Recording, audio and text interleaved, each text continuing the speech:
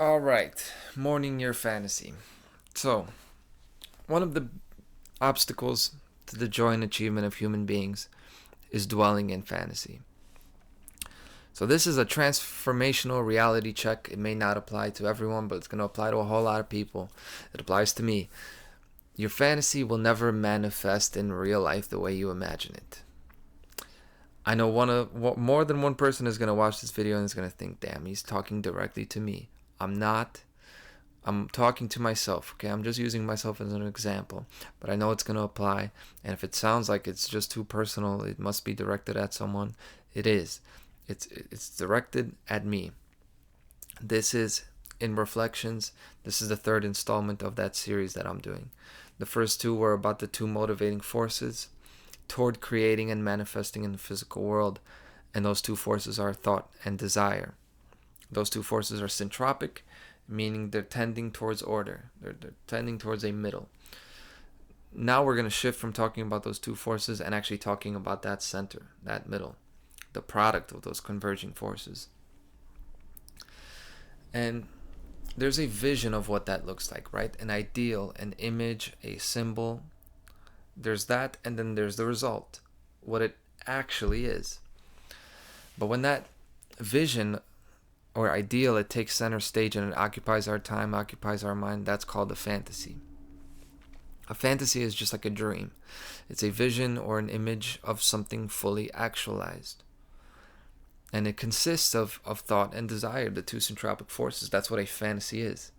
It's something you think of and you really want, right? So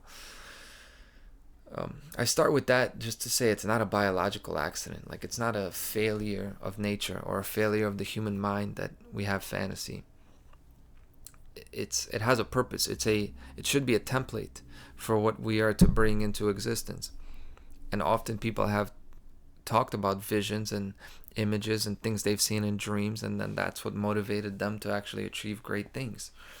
That's what fantasy should be. But unfortunately, fantasy for most of us, um, especially in the 21st century where everything is so detached and people have a general detachment from reality, broken relationships, and then also we have a lot more imagery of things that could easily become fantasy, right? So what happens, because we live in this kind of a time, more and more fantastical thinking, magical thinking, and the fantasy becomes a placeholder. When we spend time on contemplating the fantasy, instead of working and moving towards making that some version of that reality take place in real life. And there are other words to describe this. It's not just fantasy. And a fantasy doesn't have to be sexual, although that's kind of the most powerful example of the force of such a thing. But it doesn't have to be. It could be a relationship dynamic or a social dynamic, like being acknowledged or appreciated by your family, fulfilling some kind of a role, right? Fantasy could be that, like the caretaker or a superhero, right? Somebody saving the day, or even just that kind of a mythical, nostalgic family holiday atmosphere, right? Like everybody sitting at the Christmas table and reminiscing about how things used to be. I'm talking about even these things, right? I'm talking about who you are at work, even. It could be any kind of an attachment or obsession. I I didn't mean to do this, but I did cocaine for several years, and in the last few months of me doing that, I was a straight up out of control addict, and every single time I did it, which was like hundreds of times, it was an underwhelming experience every time. I never ever finished a bag and said, okay, I'm full. Like, that was satisfying. We're done for the night. No, you always want more. Now, why is that the case? Because there's a fantasy associated with drug use. Like, it's not about the sensation and feeling itself, but it's also what the atmosphere is going to be. It's there's a fantasy to it. It's like, how can you make everything work to make it a perfect experience? Like, this time it's going to be better. You start plotting out the night, like I'm gonna do my work obligations here, this and that, and I'm gonna go here, and then we're gonna listen to this kind of music, and we're gonna hang out with this person. Anything to make it better than last time, and this time it'll be satisfying. And that's an extreme example, but I think it applies to most people. And just when you're scrolling and scrolling on your phone trying to find the right video to watch, and this happens to all of us, and then you see you've lost like 20 minutes of your life, that's a great example of fantasy. That's like an everyday example. That's also fantasy dependence. And there are all sorts of compulsions. And I don't mean to say that that's all obsessive compulsive disorder is. It isn't. There's a whole neurological aspect to this that I'm not going to get into. But the most difficult aspect of fantasy, like the most difficult kind of fantasy, is the one that's 99% reality. And I think a lot of us are stuck in this. It's like a person that you may be in a relationship with, or even you might even have children with them, but they're not all the way there. Or it might be a truly great person who is just out of reach, like just at arm's length. The toughest kind of fantasies that we have to deal with are things that seem very close, but they're not there, but we keep thinking that it's going to work. Like, so another big example of this would be just politics, right? Like you have a leader, they do all these things for you, and they're so close, but it's never enough, of course. But you keep following them because you're expecting them to change. It's very close. It's like the fantasy of being married to an alcoholic and changing them and fixing them. You're seeing them when they're in the remorseful stage, and you think that you can make it happen, and it never works. And I'm not talking about limerence here or magical thinking per se, although I like a lot of that kind of psychology. It's become more popular recently, and it's good. But when I'm talking about fantasy, I'm talking about like the cutting edge of what human beings need to do to stop suffering and break out of that downward spiral towards slavery and death on a societal level.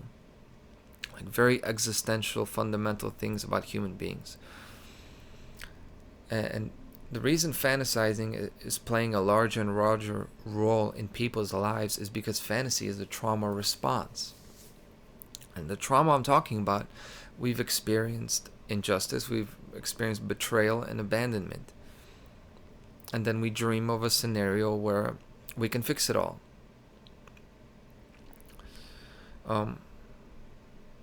And this has happened like societally, the whole world. This has happened in the past few years. A lot of people feel like institutions have betrayed them. Like life itself has betrayed them, right? What they were told was going to happen, you were going to go to school and get a job. Like the whole school thing, student loans, like a lot of younger people feel like capitalism has betrayed them, right? Because they were supposed to do this. Turns out what they were told is not fulfilling anymore. A lot of these betrayals and injustices people don't even see. Like what women are told to desire is totally not the thing that is actually going to make them happy. But again, people don't even realize that. But what happens in a trauma dynamic, in a trauma scenario, you then often have a fantasy of something that is going to make it all right. And you may not even know you have this. But it gets especially very dark and very serious when sometimes it feels like your fantasy is about to be fulfilled, and then it gets smashed out of your hands.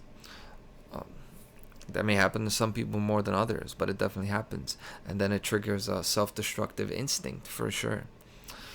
It may seem like there's almost like there's a black cloud over you. I've talked about transformative resistance. That's a different topic. But it feels like it's only happening to you. And this is not a delusion. You may be experiencing this and it's just like impossible. Like I'm getting so close and then I'm being pulled away from it. It's important to remember that the cure to all of this these kinds of things is just forward motion and not dwelling in it, not dwelling in the fantasy. Because the devil's trap is inaction. And one of the biggest obstacles in people's lives, and the obstacles to fulfilling your fantasy, because it is possible for you to do that, it's the dissonance between your ideal, right, your vision, and then the way it looks in reality. If we separate our that vision from reality so much, and then we're living in that instead of actually doing real world things. So the solution is you have to accept that the fantasy is never going to happen. It's never going to happen, and it's okay. So really think about that. Like, say it out loud, write it down, and look, if there's a way that your fantasy happens, like with your dream actually comes true, great. And it might. But you need to accept that it may not. Even through the most pointless accident. Like, it might get taken away from you for no reason. And that's kind of the most soul-crushing thing. That's why I mention it. But you need to be okay with that. Okay? And find value in yourself without the fantasy. And I know that's like really negative thinking, right? To look at something and realize it's never going to happen. I'm not talking about giving up, but to no longer need it. No longer need it, because if you crave it, your ability to take steps towards it is really being stifled. And it sounds a lot like Stoicism, and there are some good things about it, but I really don't like a lot of these philosophical traditions. This is like real real individualism, real shadow work kind of. Yeah, it's a lot of people aren't telling you this, but there's a lot of talk about not dwelling in fantasy, which is great. But yeah, fantasy is not nothing though. Like, this is real. It's a real life of the inner self, and the key to freeing yourself from it is to realize that you crave this. And once you do that, once you realize that you want this, then like effortlessly you will become more free from it. That's kind of how it works. This is how it works with addiction. You have to admit that you have a problem. And as soon as you do, you kind of be honest with yourself. This is what I want. You start wanting it less. It's like it works because of your dissonance, you know. And fantasy has so much to do with childhood, and even before, like archetypes, like before we were born. This is very Carl Jung and archetypes and things like that. And I think there's such a thing as, I know there's such a thing as generational trauma, you know. So this fantasy, has a great force. It's like an entity. It has a force, you know. So 9 times out of 10, we don't stand a chance. But if you're hearing this and it's making sense to you, then you're one of these few people, exceptional people, who has a shot to implement this idea and to break the cycle that the people of this world are trapped in. Because I think the whole world is trapped in fantasy, different levels and different kinds of it, but everybody's trapped in this. And they got like this image in their head of who they are, of what they want, and then they're not doing the real world things to bring themselves closer to that vision. Now, I'm fully aware of what kind of a work that is, right? It's the kind of thing, like right now it's about 10 degrees outside. It's like facing that cold negative temperature and walking out. I'm not going to be able to do it if I take the sweater off and go barefoot. Like, the only way to withstand that is preparedness. Either preparedness, like preparing your clothes to go outside and layer up, or if you are going to go outside naked, you got to prepare mentally to handle it a certain way. This is why, you can take a cold shower and do the whole Wim Hof method and everything, but there's a preparedness that comes along with it. If your expectations are not congruent with what you're going to face, that is when you get hit like a truck, and this is when our fantasies get crushed, and it's very damaging. I'm saying you don't have to crush yourself, but you have to really look at your expectations, and you have to not bring them down as in take less, not to accept less, But you need to make sure that you're not dwelling in a fantasy and that you're seeing reality, that you're seeing the people in your life for who they are, um, that you're seeing what you want, and asking yourself, like, not just is it realistic, but is it reasonable for me to expect this from another person? You know? So, the key to not letting fantasies hold us back and run our lives is psychological preparedness. So, those are the solutions. Realize you crave it, envision it unfolding and being disappointing. You have to envision it being disappointing and not as magical. You have to really you have to take your fantasy down from their pedestal. You have to bring them down to earth. Make it ugly, because your fantasy is not that magical. It's only magical because of your whole being, and your spirit is applying your creative energy to it. So it's magical to you, but it's actually not that magical. So that's why the next step is to visualize your fantasy being fulfilled, but not by you, without you. And when you can see that, that kind of sucks, but when you could see that, and you have to realize it's not that amazing, it's not as amazing as it was in your head, realize it doesn't have that magic anymore if it's not with you. And that is not to dampen or tear down your imagination. It's actually to reclaim it, to take it back, because you've been getting robbed of your life force and your imagination thinking about this thing that's not going to happen. This fantasy thing is like something being put in the place of what you're meant to create.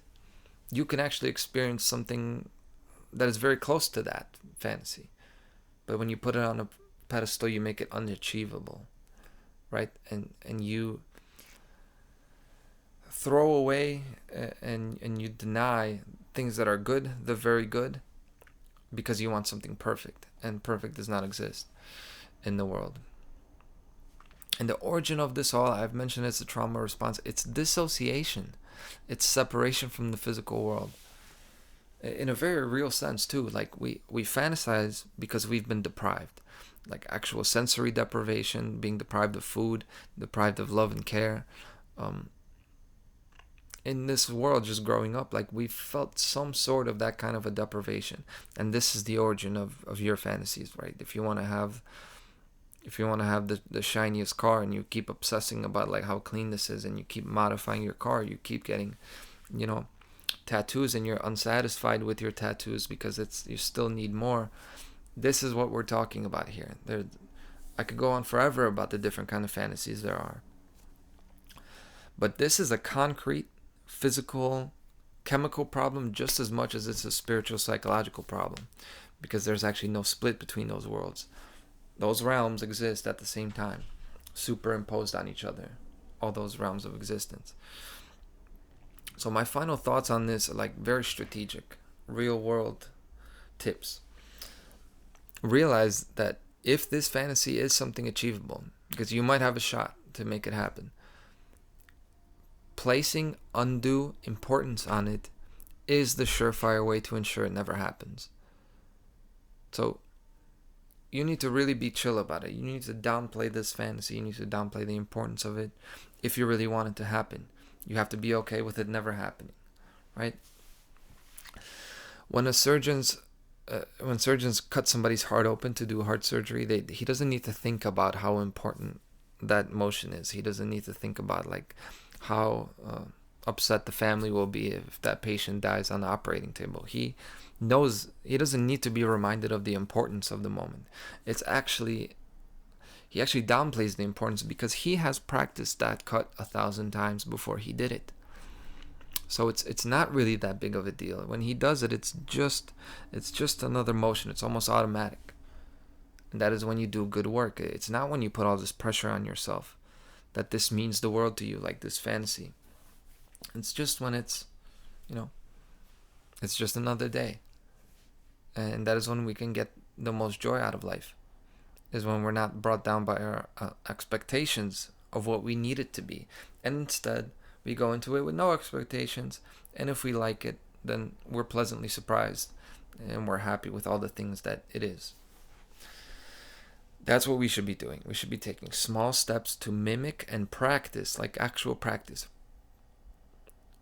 Practice a portion or a version of what it is that we ultimately want. Like if your fantasy is to be a famous YouTuber, just make a channel.